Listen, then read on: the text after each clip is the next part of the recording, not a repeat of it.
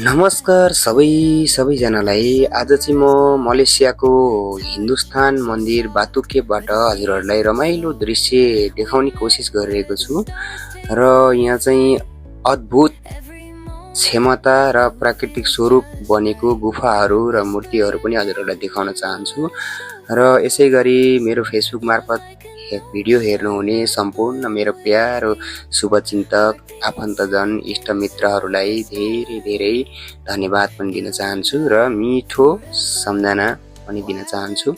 हजुरहरूलाई म भिडियो सर्टकटमा देखाउने कोसिस गर्दैछु र हजुरहरूलाई भिडियो के कस्तो लाग्छ हेरेर सुझाव सल्लाह दिनुहोला र यसैगरी लाइक कमेन्ट अनि सेयर पनि गर्न नबिर्सिनु होला है।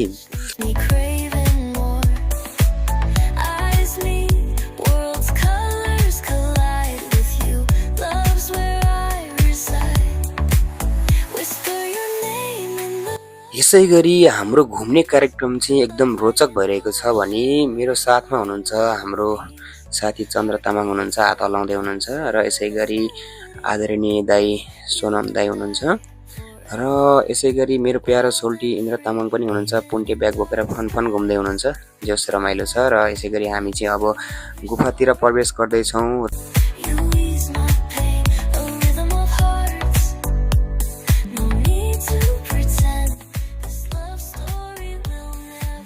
हजुरहरूले यहाँ देख्नुभएको यो मूर्तिहरू चाहिँ सबै मानवद्वारा निर्मित मूर्तिहरू हुन्। यो कुनै पनि प्राकृतिक स्वरूप बनेको त होइन र पनि एकदम रोचक छ। विगतमा सत्ययुगमा भगवानहरूको जुन घटेका घटनाहरू, लडाइँहरू र कथाहरू आधारित छन् र सबै भगवानहरूलाई समेटिएको छ। यता कुम्भकर्ण पनि हुनुहुन्छ।